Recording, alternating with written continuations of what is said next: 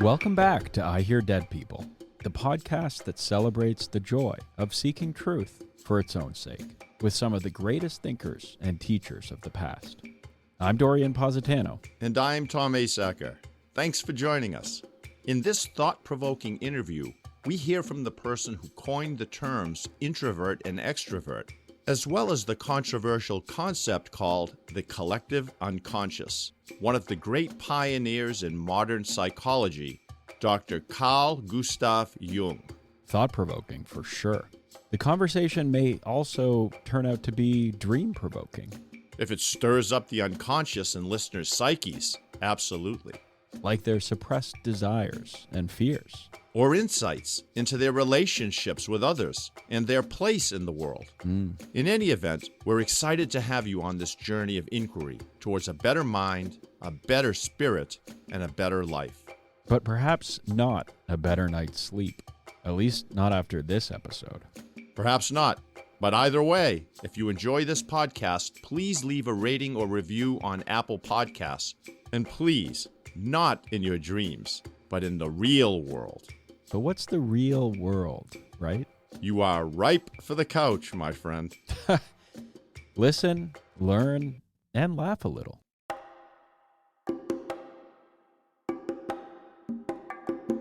And I knew I am. I am what I am. The experiencer is the experienced. And it means looking at things which one takes for granted and suddenly seeing that they're very, very odd. How do you keep your center when everybody around you is losing theirs? And the thing that you call yourself, to which things happen, is just something that happens.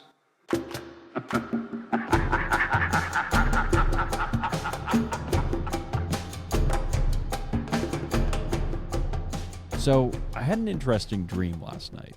Hold that thought. I'm sure Dr. Jung would love to explore it with you. Yeah, I'm not sure I want to disclose it to the whole world. Oh, come on. Audience capture is all about sensationalism. And here I thought it was about knowing your audience and being consistent and patient. Right. Tell that to the Kardashians.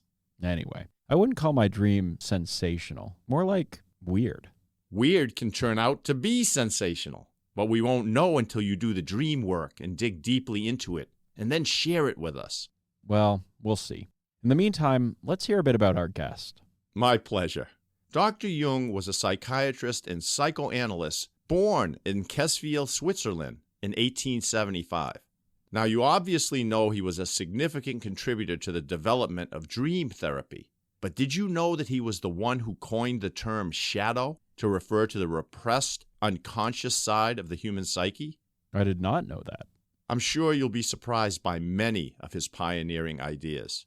Jung's interest in the human mind, especially the depths of his own deepest self, began when he was around 11 years old. During an interview, when Jung was in his 80s, he recalled the time when he first became aware of his own consciousness. He said, "On my way to school, I stepped out of a mist and I knew I am. I am what I am. And then I thought, but what have I been before?" Wait, that line, "and I knew I am what I am." That's part of our podcast theme music. That's right. And we'll send a free I Hear Dead People coffee mug of your choosing to the first listener who can correctly identify all of the voices and in the order of their occurrence. You can email your answers to hello@iheardeadpeople.com. Good idea. Now you can actually have coffee with your favorite dead person, illustrated on a big gulp of a coffee mug. Yes, we want you to be fully caffeinated as you take in all our guests have to say. Also, it's a perfect way to show your support. Remember, this podcast is an artisan-crafted, listener-supported production. Yes, it is. And in fact, it's too human and weird to be made by an algorithm. Okay, what else? I assume you've heard of the Myers-Briggs type indicator? Who hasn't? I'm guessing a lot of people. Anyway, you can thank Dr. Jung for that as well. Myers-Briggs is an adaptation of his theory of psychological types, which are used to understand people's unique personalities. You know, thinking, feeling, judging, perceiving. His theories also influenced the creation of Alcoholics Anonymous. Very interesting. And speaking of weird, what's your type? How about I tell you my Myers-Briggs type if you tell me your zodiac sign? And then we'll both pretend that it means something. Yeah, how about I catch up with you later and we'll discuss it in private? Even better.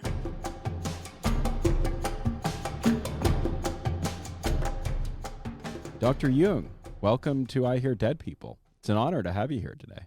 Ah, yes, the wisdom of the collective expressed through conversation. That's one way to look at it. And am I supposed to represent the archetype of the wise old man? Wise dead man.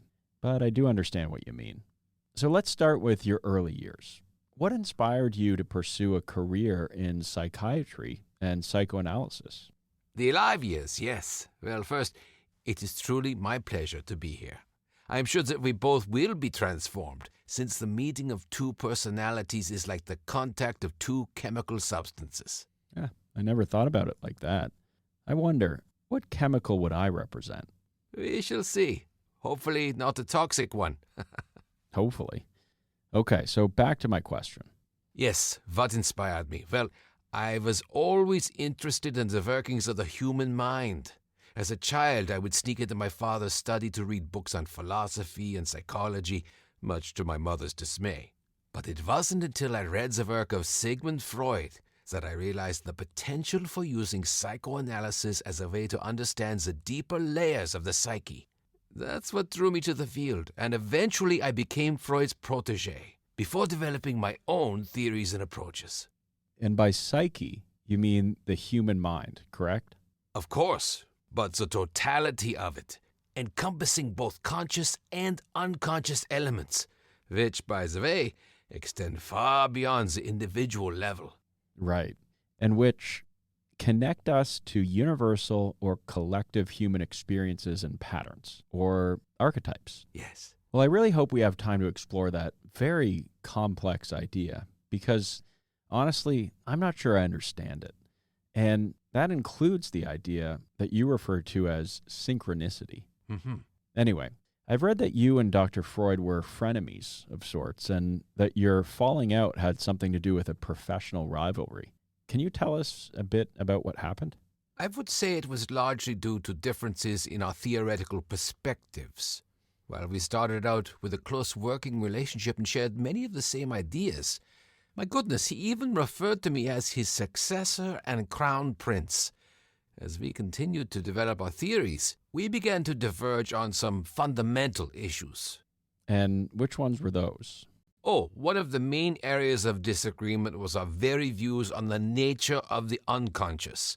Dr. Freud saw it as largely driven by sexual impulses, hence his theory of the libido. I see. But there's nothing wrong with sex, right? I mean, you have 5 children. Who doesn't love sex? But sex permeates everything? Edible complex, penis envy, a fear of snakes means repressed sexual feelings about one's genitals? Right. That seems a bit far-fetched, especially considering I'm deathly afraid of snakes and, well, never mind. You know what I always say? You either fear a snake or you don't. Simple as that. Well, that makes me feel better. And this might make you feel better. My favorite Freud joke. What's a Freudian slip? I believe it's when you say one thing but you mean your mother. Okay, you must have heard that one before. Anyway, back to you. How would you characterize your views on the unconscious versus Freud's? More complex? Perhaps. I believe the unconscious contains a much wider range of archetypical and spiritual elements, aspects of the mind that are essential to human development. Could you give our listeners an example of an archetypal element? Certainly. Well, there's the anima and the animus, which represents the feminine archetype in men, anima, and the masculine archetype in women, animus. We must integrate both sides within ourselves and in our relationship with the world around us in order to become fully realized human beings. Okay. Well, that sounds like an entire podcast episode. Especially since the anima and animus are not fixed archetypes. They are dynamic forces which change and evolve over time. I didn't realize that. I'm starting to think the only thing that's unchanging is the fact that everything is always changing. Anyway, were there any other fundamental disagreements between you and Dr. Freud? Oh, yes. Another significant point of contention was our views on religion and spirituality. Dr. Freud, while trying to ground psychology as an empirical science and being at the center of that movement, was generally dismissive of those beliefs. I see them as very important aspects of the human psyche. I see. I've read your father was a Protestant pastor and that you had a very religious upbringing. Oh, yes, I attended church every Sunday. And did you believe in God? Oh, yes. And do you believe in God today? Now? Difficult to answer. I know. I don't need to believe. I know. Okay. So those, and I assume other differences, eventually led to a growing, call it theoretical or even reputational tension, and you ultimately went your separate ways. I liked Sigmund very much. We had very long and penetrating conversations. No pun intended. But I soon discovered that when he thought something, then it was settled. While I was steeped in philosophy and doubting all the time, his rigid pragmatism frustrated me, as if nothing can exist unless some puny intelligence has become aware of it. I'm sorry, but I shall not commit the fashionable stupidity of regarding everything that I cannot explain as a fraud. I see. So Freud was a bit dogmatic. This is quite true. From the very beginning, there was a temporal difference between us. In fact, that is what led me into my later investigation of personality and psychological types. Very interesting. And I read the final cause of your parting was the publication of your book, The Psychology of the Unconscious. I believe the publication of my paper on the subject is what pushed him over the edge. He simply could not let go of his personal approach to the unconscious and see the impersonal aspect of the psyche, which is part of the collective unconscious, the long history of man. Yes, well, let's get into that idea. But before we do, was it a friendly parting? Why don't you invite him on and ask him? Well, I'd rather not. Plus, there's the whole snake thing, and I'd rather not open up that can of worms. Yes, I can certainly understand. Sigmund would have a field day with your fixation on snakes and worms. Plus, he wasn't really open to questioning and to new ideas. In fact, he would view any rejection of his ideas by you as some sort of psychological problem on your part. Okay. Well, I really don't need any more analysis. I do enough of that on myself. Ah, very good. Keep it up. Your vision will become clear only when you can look into your own heart. Yeah, let's hope so. Oh, yes. Who looks outside dreams. Who looks inside awakes. Yeah, anyway. Freud's hard and fast thinking seems to disprove my intuition about everything always changing. But who knows? Perhaps his personality changed. I doubt it. Personality tends to become more rigid as people age. Oh. And death pretty much solidifies it. That's true. And I do want to discuss your ideas about personality, especially that it can, in fact, change over time. Through introspection and self-awareness, certainly. Okay, but let's finish up with Freud first. Finish up with Freud. That is music to my Swiss ears. Even better than my beloved Bach. Okay, then. Well, you see, while I have great respect for Dr. Freud and his contributions to psychology, I believe that my own work on the collective unconscious and the importance of spirituality has helped to expand our understanding of people's psychological makeup. That's a fairly repressed way of summing it all up, wouldn't you say? Didn't Freud write you a letter calling you a young whippersnapper, suggesting that you were too eager to present your own ideas without fully understanding the complexities of psychoanalytic theory? He didn't suggest it. He called me a second-rate psychologist and suggested that I was more interested in mysticism than in scientific inquiry. And by mysticism, he meant what exactly? He rejected the idea that the unconscious could contain anything that was not directly related to the individual's personal history. And he believed that psychoanalysis should be solely based on observable evidence and that it should never rely on unverifiable concepts. I see. But that was simply Dr. Freud's shadow speaking. It had nothing to do with me. Oh, no? I read that Freud believed that you suffered from a father complex, that you transferred negative feelings about your devout Christian father onto him. And that is what caused the problems in your relationship. Yes, he often projected his own ideas onto me and onto others. You disagree with your mentor and go on your separate way? Well, then, that's a sign of unedible rebellion. And if I had told Freud nothing about my father, he would have said that I had repressed negative memories of my relationship with him. You see, his theories were unfalsifiable. There was nothing one could say to convince him that his interpretations were mistaken. Well, that's hardly a scientifically responsible attitude. Plus, he sounds a bit like a narcissist to me. And what exactly did you mean by it was his shadow speaking? I wouldn't say that Dr. Freud was a narcissist. He had tremendous empathy for others. But for the sake of discussion, let us say that his need for admiration and his sense of self-importance were excessive. And so his shadow, like everyone's, would be that part of his ego personality that he unconsciously disowned or denied, which perhaps in Dr. Freud's case was a sense of vulnerability. I see. Well, today we refer to it as imposter syndrome. Interesting description. How do you diagnose it? Well, I'm no psychologist, but from what I understand, it's when someone doubts their competence and success, and they fear being exposed as frauds. And they are conscious of this? Absolutely.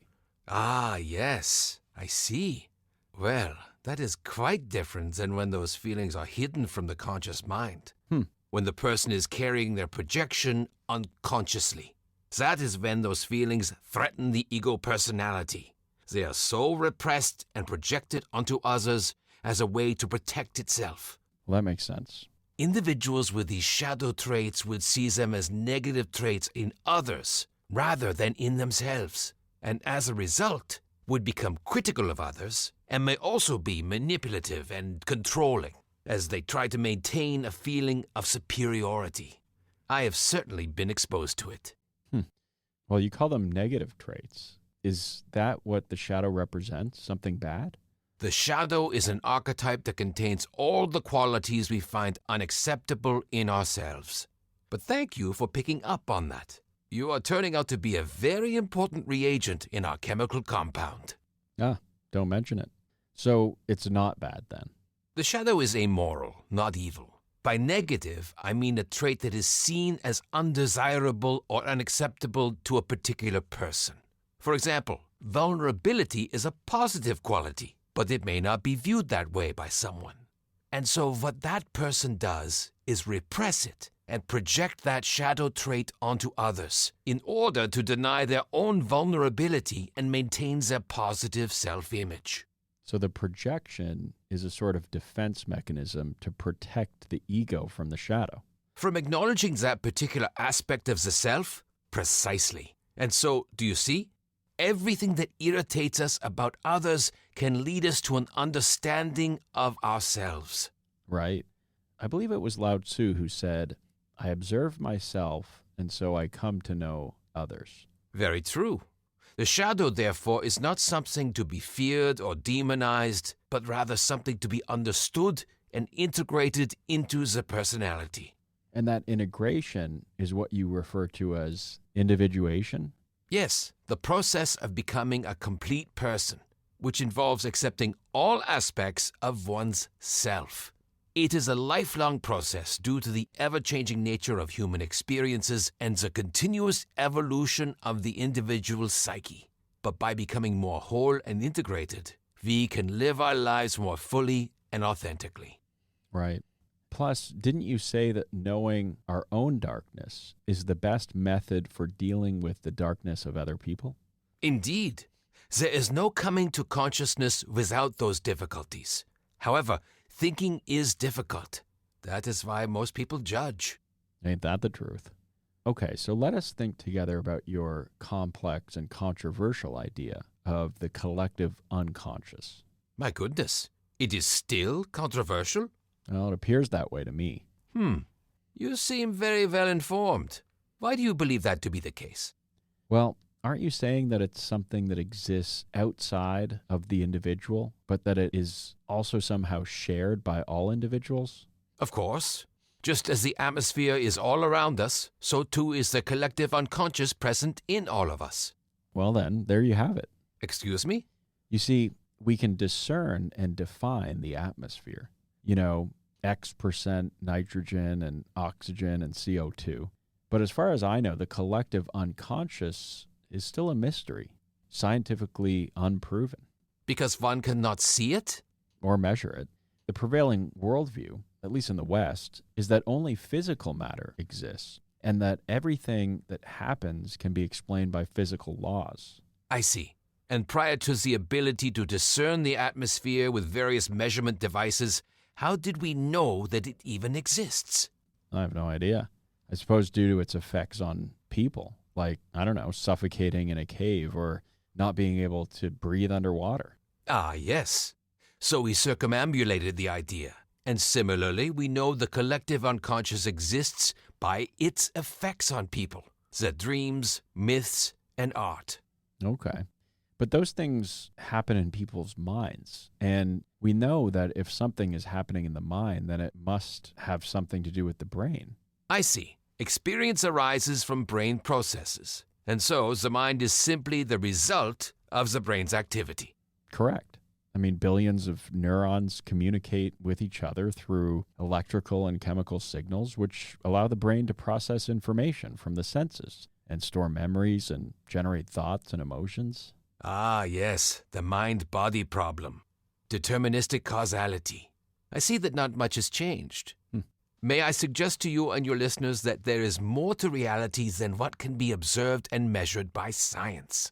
And the concept of causality is based on the experience of the world of materials and objects. However, human beings are not simply material beings. We also have a non-material aspect, the psyche. And within that psyche, there is a common human experience, one that transcends cultures and times. Sure, you can suggest it. Let me ask, do you believe in the interconnectedness of all things in a divine life force that animates the world? I do. And do you understand this anima mundi, this soul of the world, the matrix out of which all things arise? Anima? It is a feminine archetype, yes. The cosmic mother. So the soul of the world is feminine? Of course it is. Okay. And asking me if I understand it, is that a rhetorical question? Who do you know that can explain life to you in scientific terms so that it all makes sense? Like the profound mystery of consciousness and the human capacity for love and compassion. Or how life produces complex organic systems from the inorganic. Yeah, okay, you got me there. And your point? My point is quite simple. The world is ensouled, alive with symbolic messages and meaning. But, like a doctor who views a human being as a complex machine that can be fixed with the right tools and procedures, the world of science, with its cold logic and hard facts, has drawn us ever further from the marvelous realm of images that speak to the deepest parts of our psyche. And by the realm of images, I assume you mean archetypes. Yes. We must, however, constantly bear in mind that what we mean by archetype is, in itself, irrepresentable, but has effects which make visualization of it possible, namely the archetypical images and ideas. We meet with a similar situation in physics, where the smallest particles are themselves irrepresentable but have effects, from the nature of which we can build up a model. The archetypical image is a construction of this kind. Okay, I think I understand. Kind of like gravity. That is an excellent example. The pull of gravity is a reminder of our connection to the mother archetype. I know you've had the great philosopher Plato as a guest on this show, correct? Wow, you did your homework. I didn't realize this podcast streams in other dimensions. Everything is connected. And, by the way, all of my dead friends are avid listeners. Anyway, Think of archetypes in the collective unconscious as the psychological equivalent of Plato's forms. They are the universal patterns of thought and behavior that shape our experiences and give meaning to our lives. However, whereas Plato believes that forms can only be known through reason and contemplation, archetypes can be experienced directly through visions and spiritual callings and other unconscious processes. I see. And they're also found in various cultural narratives, like fairy tales, correct? Indeed, fairy tales are a mythology for the modern world. The various characters and elements are symbolic and psychological aspects of a single psyche, and they also depict a transformation of that psyche. Like Cinderella overcoming her nasty stepmother and stepsisters, which represent her shadow aspects, and eventually marrying the prince, which I suppose represents her integrated and whole personality. Very good. Okay, or one of my favorites, Dorothy's journey to self-discovery in The Wizard of Oz. That is correct. And your popular films are an especially powerful way to convey archetypical images and deep emotional resonance with the truth within oneself. I think I understand. Very good. You see, the Wizard of Oz is the archetypical mentor. When we encounter an archetypical image, we are not simply seeing a picture or a symbol. We are tapping into something much deeper, something that is part of our shared human experience. This is why archetypical images are so powerful and so meaningful. I see. And so is Obi-Wan Kenobi and Gandalf. Exactly. And Luke Skywalker and Frodo Baggins represent the hero archetypes. And by identifying with the characters in these stories, people can gain insights into their own problems and learn how to overcome them. And these unconscious images and messages can be uncovered in dream therapy as well? Oh, yes.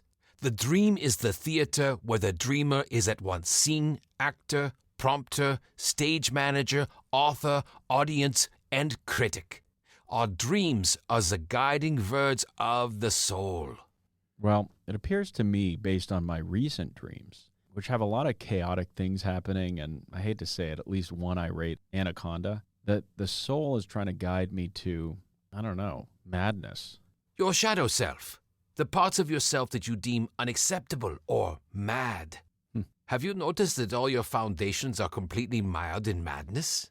Do you not want to recognize your madness and welcome it in a friendly manner? I guess so. So then, accept your madness. Let the light of your madness shine, and it will suddenly dawn on you. Madness is not to be despised and not to be feared, but instead you should give it life. Be glad that you can recognize it, for you will thus avoid becoming its victim. You see, madness is a special form of the spirit and clings to all teachings and philosophies, but even more to daily life, since life itself is full of craziness and at bottom utterly illogical. Well, my dreams are, that's for sure. I understand. Dreams can be quite complex and confusing, even if you're familiar with dream symbols. They speak to you in an intriguing and interesting way, but not an obvious one. Yeah, I haven't a clue what they mean. It can be difficult to make sense of a dream on your own, especially soon after you've experienced it, since you are too close to it to understand it. You need to distance yourself, either in time or through the help of another, to interpret what the unconscious is telling you. Okay, thank you. Perhaps I should see a professional. Very good. So anyway, you've said that the reason for evil in the world is that people are not able to tell their stories. What do you mean by that? Well, one way to deal with the negative emotions in our unconscious mind is to talk about them. When we are able to talk about our experiences, both positive and negative, we are able to integrate them into our conscious mind and move on from them. But I've heard that talking about them gives them energy. Is that true? Mere venting or intellectualizing emotions without deeper engagement with the unconscious will certainly not lead to self-awareness and personal growth. I'm sure you know people who tell the same sad stories over and over again. Yeah, I know a few. Well, if we keep our stories bottled up inside, they can fester in our unconscious mind and eventually manifest themselves in destructive ways. What you resist persists. Or how about what you repress causes distress? Yes, nicely done. Everyone carries a shadow, and the less it is embodied in the individual's conscious life, the blacker and denser it is. If an inferiority is conscious, one always has a chance to correct it. Furthermore, it is constantly in contact with other interests, so that it is continually subjected to modifications. But if it is repressed and isolated from consciousness, it never gets corrected. Until you make the unconscious conscious, it will direct your life and you will call it fate. So keep your shadows in front of you, for they can only take you down from behind. Makes perfect sense. Okay, so let me see if I'm following all of this. The mind is made up of personal memories, conscious and unconscious ones, that are stored in the synapses of our brains. And it's also made up of unconscious, universal, or collective memories, which are passed on to us. How exactly, though? Genetically? Some of them, yes. Those unconscious memories we call instincts. But there are others that manifest within us from the anima mundi, the active, creative force of nature, which encompasses all of history and the various expressions of life. Please say more about that. Let me try to summarize it as simply as possible. The ego articulates what you are conscious of, what you know to be yourself. But that's just the tip of the iceberg. Below the surface, the self includes the personal unconscious, which is obvious, correct?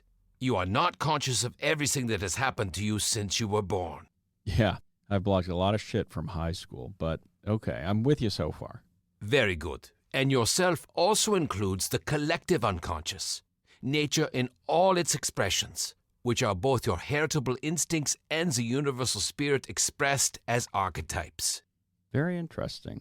And so how well we, as you say, articulate or express ourself as an ego identity depends on how in touch we are with all aspects of that dynamic whole.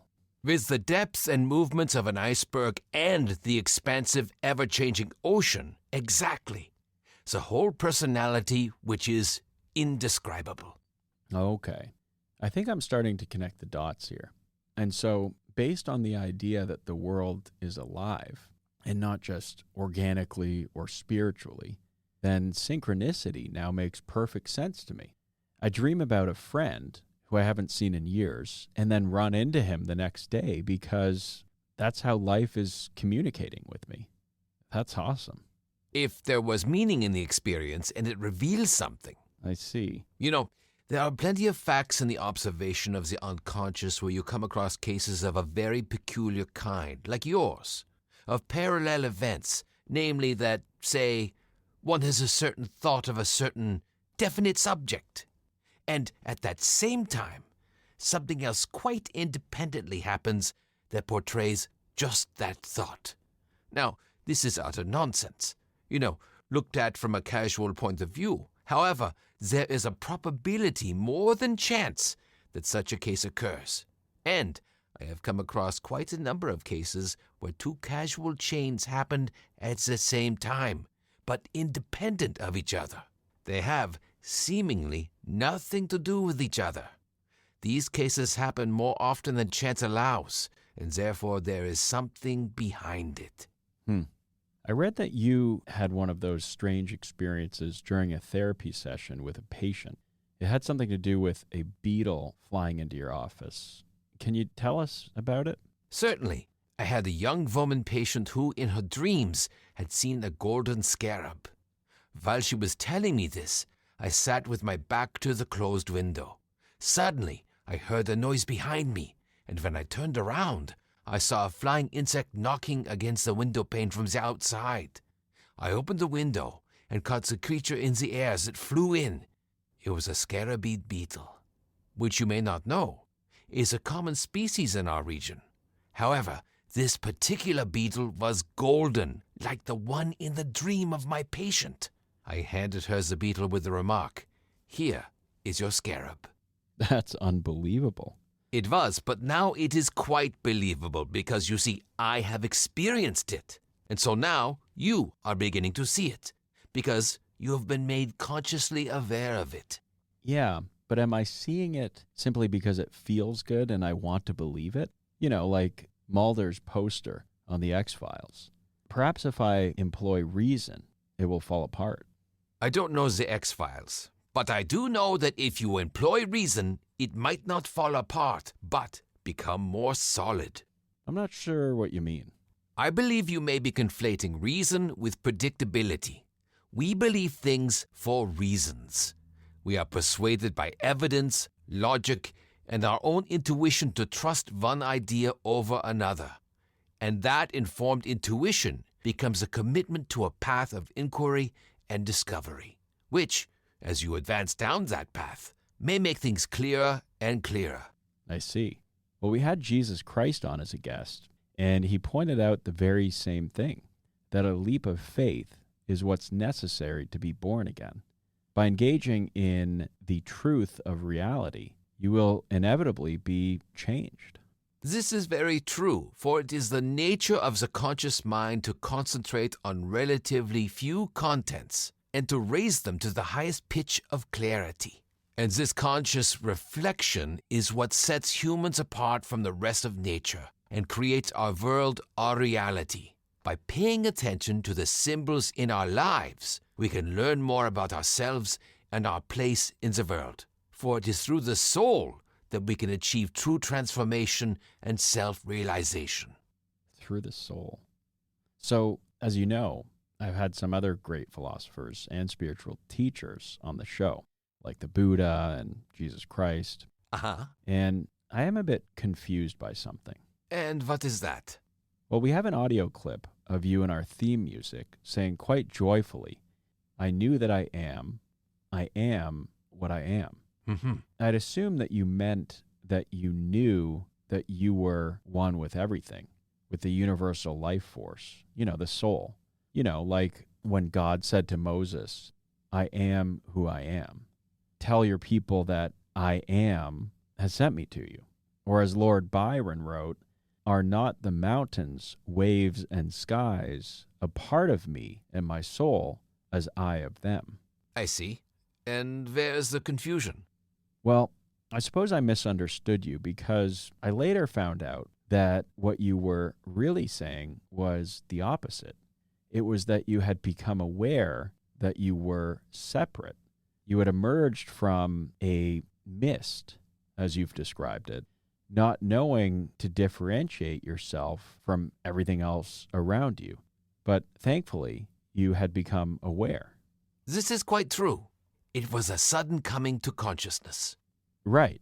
But you just said that it is through the soul that we can achieve true transformation and self-realization.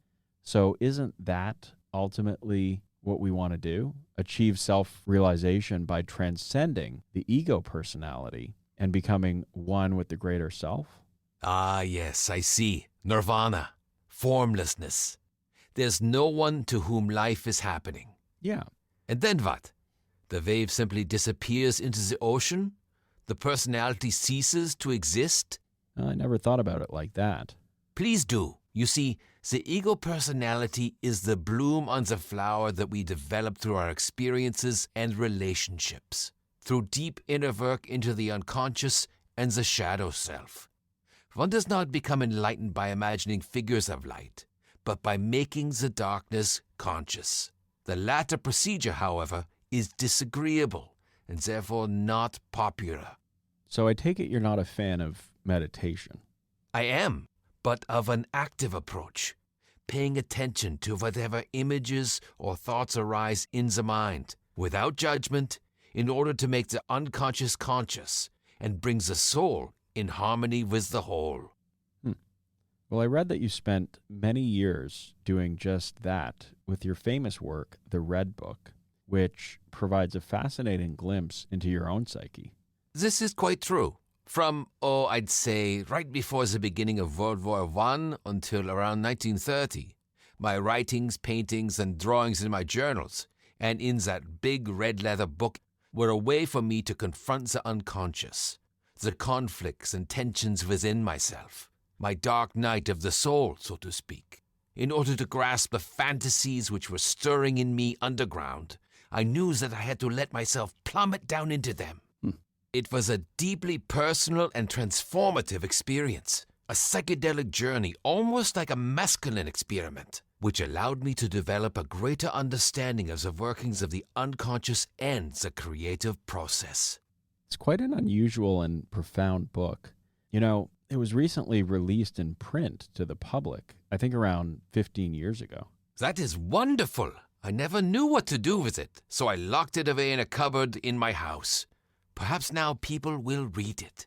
And please, do let me know who to contact about receiving my royalties. Okay, I will. And so, no nirvana for you, I take it. You see, those people who strive after nirvana get into a sort of quietism, where they simply vanish, so nothing comes of it. The life of a Buddhist saint is exceedingly sterile. Obviously, that is not the point of life.